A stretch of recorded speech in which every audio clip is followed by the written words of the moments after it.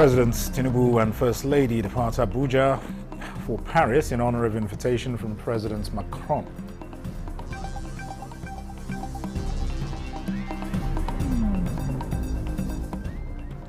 Former Governor of Kogi State, Yahaya Bello, to remain in EFCC custody till December 10th.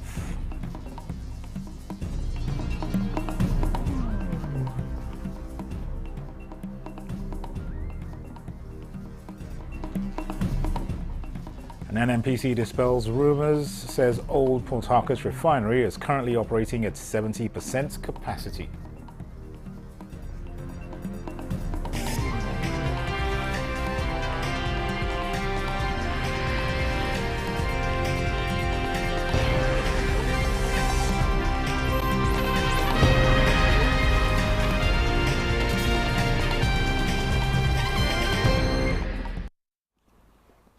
Hello and welcome to the news desk at 3 on Nta News24. We're live in Abuja. I am Dennis Adegunloye.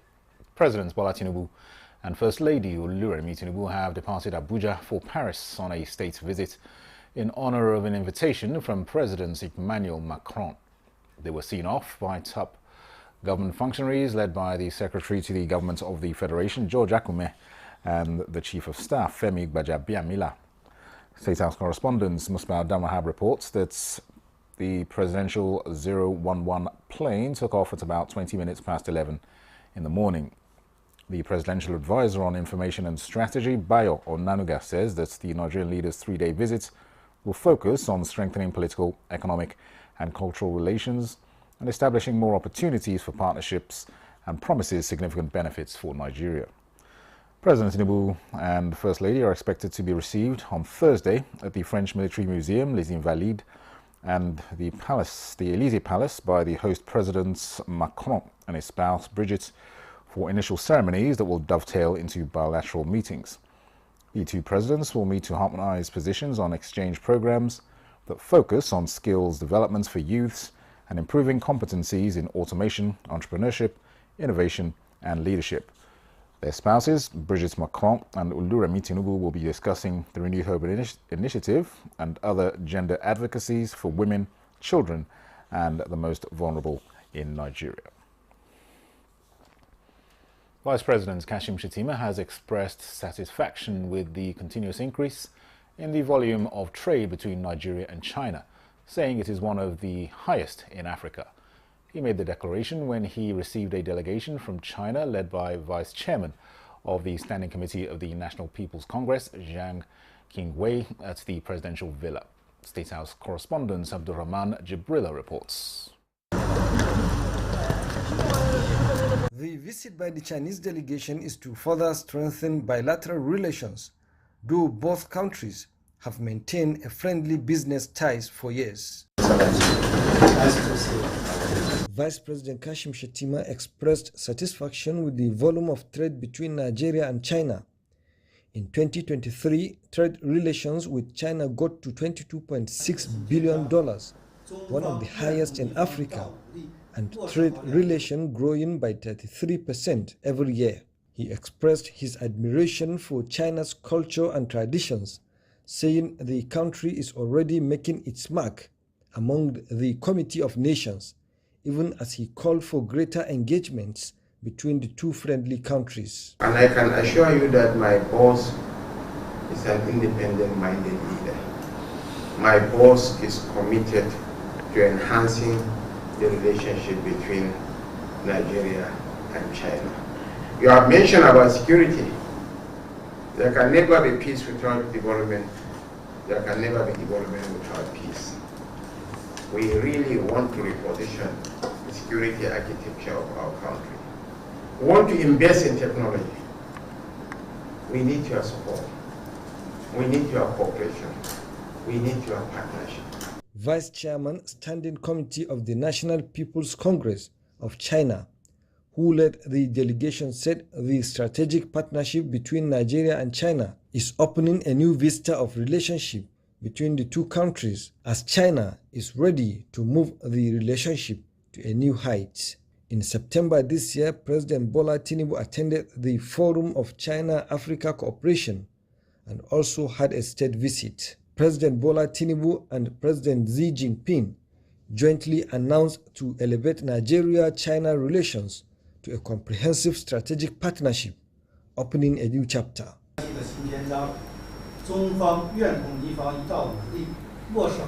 So it's fair to say my connection and the bond with Nigeria started 20 years ago. So it's a great pleasure to have this opportunity to renew this connection and the bond. And through this visit, I see beautiful landscape and hardworking and hospitable people. I feel close and connected. He also pointed to the need for Nigeria and China to support each other politically, adding that President Tinubu is committed to economic diversification and China is ready to support Nigeria's development expedition. From the State House, Abraham Jibrila, NTA News. Former Governor of Kogi State, Yahaya Bello, has entered a plea of not guilty to a 16-count charge preferred against him by the Economic and Financial Crimes Commission when he was arraigned before the FCT High Court in Abuja. Judiciary correspondent Austin Nanyabe reports that the alleged charges include misappropriation and misuse of public funds, including acquiring multiple high-value properties in Maitama and Asokoro districts of Abuja, the United Arab Emirates and the United States. The funds allegedly misused amount to billions of naira.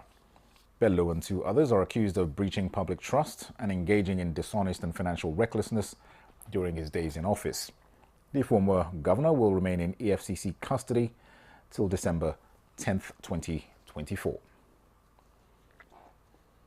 The board and management of the Nigerian National Petroleum Company Limited have expressed heartfelt appreciation to Nigerians for their support and excitement over the safe and successful restart of the 60,000 barrels per day old Port Harcourt refinery.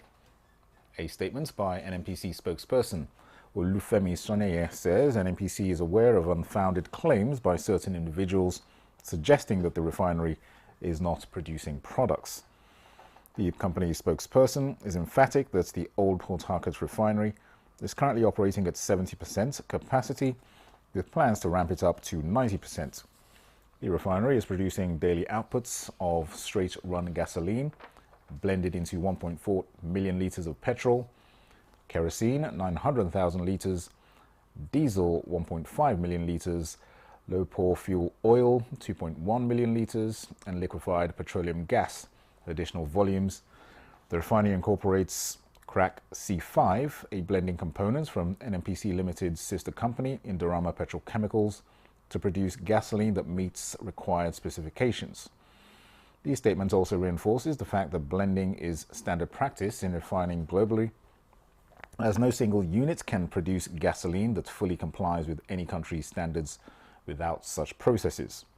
The company urges Nigerians to focus on the remarkable achievements being realized under the able and progressive leadership of President Bola Tinubu, and to support efforts aimed at delivering more dividends to the nation. International affairs analysts say the just concluded G20 summit in Rio de Janeiro, Brazil, promoted South-South cooperation and the $2.5 million deal between Nigeria and Brazil. They also noted with help in transforming Nigeria's economy. The guests were speaking on the takeaways of the summit on Good Morning Nigeria. Alika Okmanachi Arua reports. Guest on Good Morning Nigeria notes that the G20 summit offered Nigeria the opportunity to collaborate with industrial countries and attract investments that will reduce rural-urban migration, farmer-herders clashes, insecurity, and increase job creation and nomadic education. Some of the places we visited where these factories are sited are no more than 80,000 people. But they have all the facilities that you can imagine, and that is fundamental in development. The issue of out-of-school children, I am very passionate about it. I think that the state owes these children, 20 million plus of them, a very important constitutional responsibility. They emphasized that going forward, African leaders need to be adequately represented when global matters are being discussed, to lend a voice, especially as it concerns the continents. Most of the large economies are involved. Poverty constitutes a very serious challenge to the world. There's a lot of room for improvement. Minister of Livestock Development, Idi Mukhtar Meha, who featured on the program, disclosed that if the livestock industry is properly harnessed, especially its byproducts, it will create a value chain that will contribute to the economic development of the country. The issue here today is about application of scientific methods in terms of soil analysis, to be able to know what crops those where, what kind of fertilizer you blend, you apply, etc., etc. Now, this is not happening in a vacuum. Remember that the Presidential Livestock Reform Importation Committee is going to transform the entire Nigerian livestock system. We are not going to remain as pastoralists. They also observed the need for more sensitization in Abuja. Alika Okwanachi, Aroa, Nta News. First Lady Oluremi Tinubu has been adopted as the new face of the future for persons with disabilities in Nigeria by the pioneers of the national disability civil movements in Nigeria. This recognition was given at a recent PWD summit in Abuja, which aims to promote the welfare and inclusion of persons with disabilities in Nigeria. Gufan Shaji Ugwanyi reports. I present an award adopting her First Lady as Nigeria PWD face of the Summit of the Future. This summit draws attention to the vast potential of persons with disabilities in contributing to Nigeria's economy through STEM activities and their significant manpower. That's why we are here to ignite such program using the face of our excellency, so that we'll be able to make sure that these people also build infrared and build drones that will be able to help us to cope in security, where all these at-risk children will be able to be trained to become future scientists and innovators.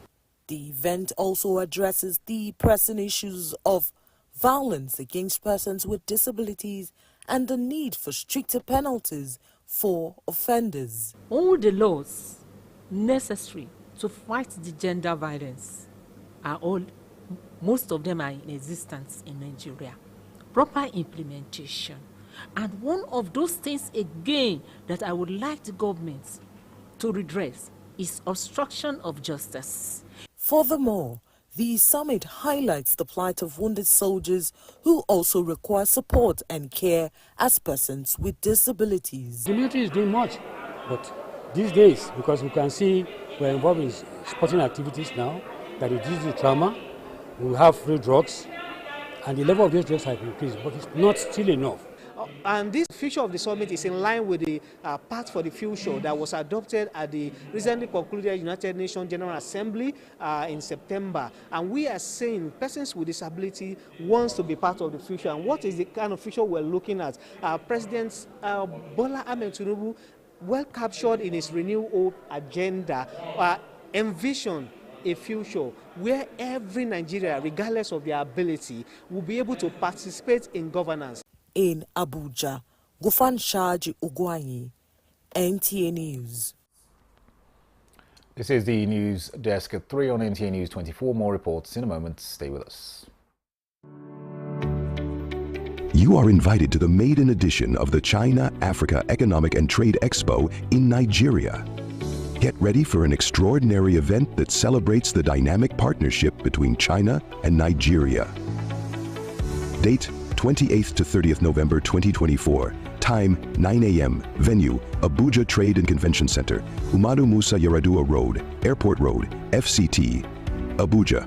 For more information, call 0700-093-3622 or WhatsApp 091-222-3978. Be there for this groundbreaking event. Don't miss out on connecting with global industry leaders and unlocking incredible opportunities for trade, investment, and technological exchange. Don't miss out. Be there.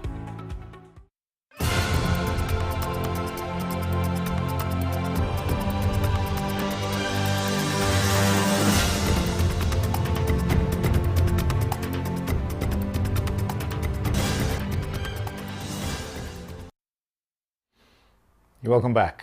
Let's go to the National Assembly now, where the House of Representatives has passed the medium-term expenditure framework and fiscal strategy paper for 2025 to 2027, which was submitted by President Bola Tinubu. This followed the consideration and approval of the recommendations of the Joint Committee on Finance and National Planning, which laid its reports at Wednesday's plenary. The House adopted the projected oil benchmark prices pegged at $75 per barrel for 2025, as well as $76.2 per barrel and $75.3 per barrel for 2026 and 2027, respectively. Domestic crude oil production projections for 2025 are put at 2.06 million barrels per day, representing a significant increase from 1.78 million barrels per day in the current year. GDP growth rate is projected at 4.6, 4.4 and 5.5% for 2025 to 2027, respectively, while the projected exchange rate is pegged at 1,400 naira to the US dollar for the years 2025, 2026 and 2027. The MTEF projections are geared towards a realistic and sustainable foundation for Nigeria's budget planning over the next 3 years. More than 700 youths in flood-prone areas of Kogi State are set to become entrepreneurs with registered businesses. This development is coming as the Hydroelectric Power Producing Areas Development Commission, HYPODEC, distributed startup kits to graduates of its Youth Transformation Program. Jonathan Omajali reports. A total of 705 youths in the riverine areas of Kogi State took part in the HYPODEC Youth Transformation Program, a vocational training initiative that covered a wide range of skills. Areas of training include catering and culinary services, printing and graphic design, fashion design, cosmetology, computer literacy, bag and shoe making, hairdressing, bead making, poultry farming and fish farming. Beyond the training, the Commission also registered the businesses of the trainees before this much-awaited moment, the distribution of startup kits. This will no doubt reduce unemployment among the youths, crime, and will improve the economic growth of the state. Some of them took 3 months, some of them took 6 months, and for each of this period of training, we were giving some stipend to the participants. And part of the component of the training is distribution of startup packs. And that is what we have just witnessed today. And I'm sure you will bear with me that the startup packs we have distributed today are actually going to improve on the life of this youth. And that we are hoping by next year, when we want to commence another scheme of the exercise, we may even use some of the participants that have graduated today as trainers. I'm very excited about the items. So I was surprised when I saw them. I was not expecting this much. HYPODEC also announced plans to introduce an advanced skills acquisition program in collaboration with the Kogi State government, targeting unemployed university graduates. In Lokoja, Jonathan Omajali, Nta News. On agriculture, the federal government says it will sustain its all-year-round farming launched since 2023 to further address food insecurity and support smallholder farmers with incentives through the National Agricultural Growth Scheme. The Minister of Agriculture and Food Security, Abubakar Kyari, stated this in a message at the opening of this year's National Agricultural Show, organized by the National Agricultural Foundation of Nigeria. Tokbe Alabi reports. Smallholder farmers contribute nearly 70% of Nigeria's agricultural output, with their potentials largely untapped. Aware of this, the federal government in July 2023 launched the first phase of dry season farming to support smallholder farmers with 50% subsidized inputs and replicated same for 2024 wet season farming. This 16th National Agricultural Show seeks creation of enabling environment through policy support, access to finance, and right incentives to scale smallholder farmers' operations and increase their productivity. The federal government assistance to farmers in the provision of input had increased the output of stable and cash crops. Some measures had helped to diversify domestic fish species and intensify livestock production to meet national consumption and export. That Central Bank of Nigeria will continue to play a major role of funding the agriculture value chain. We must be able to keep abreast of developments in the implementation of all policies for them to really work in Nigeria. Nobody should sit down and decide for us without involving us. At the NADF, we remain committed to supporting projects and programs that enable these key players to scale their operations and providing farmers with the farm inputs, particularly higher-yielding improved varieties that can sustainably guarantee our food security. Our own association are doing everything possible in collaboration with the federal government to reduce the prices of fertilizer by the grace of God next year. We must continue to embrace cutting-edge technologies, strengthen our value chains, and support smallholder farmers and agripreneurs who are true heroes of our agricultural revolution.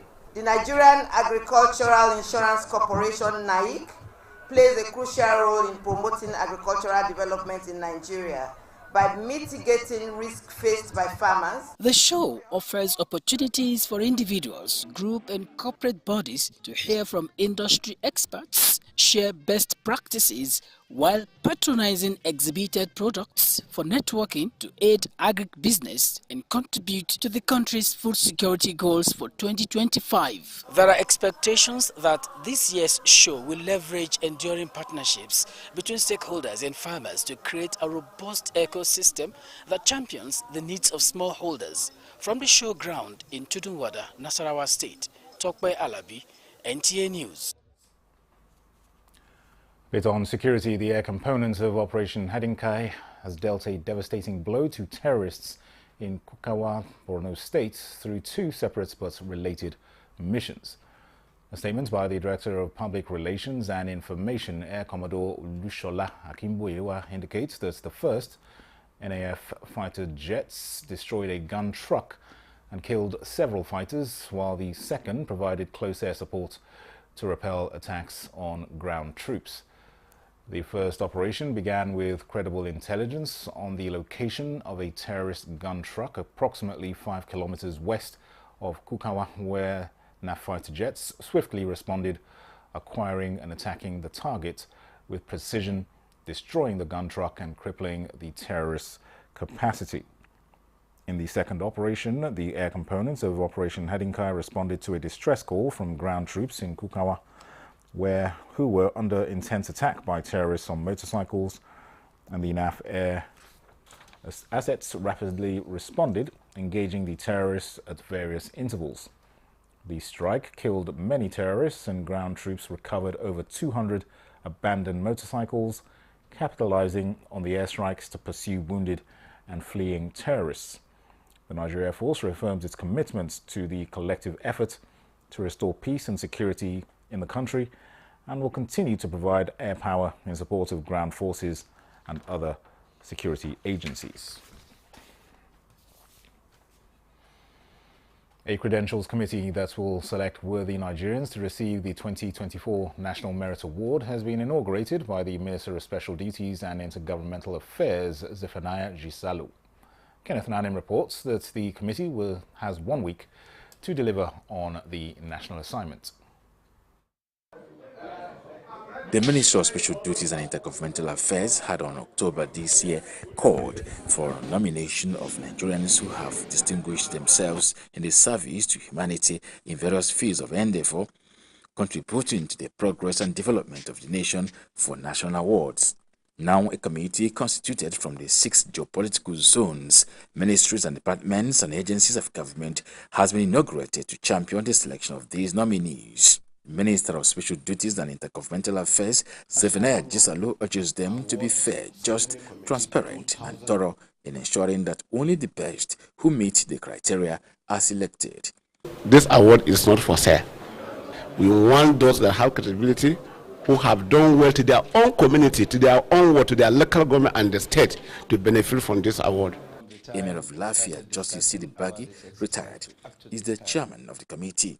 He expresses the commitment of the committee to uphold ideals of excellence and national service that make a nation proud. What we are expected to do is to introduce justice and fairness and to remind ourselves that this is a national responsibility. We have to work very hard to justify the confidence reposed in us by Mr. President of the Federal Republic of Nigeria. The committee is expected to liaise with the Ministry of Special Duties and Intergovernmental Affairs to ensure inclusivity, transparency, and accountability that reflects the nation's diversity. Kenneth Nanim, NTA News. And that concludes the news desk at 3 on NTA News 24. Thanks for watching. I am Dennis Adigunloye.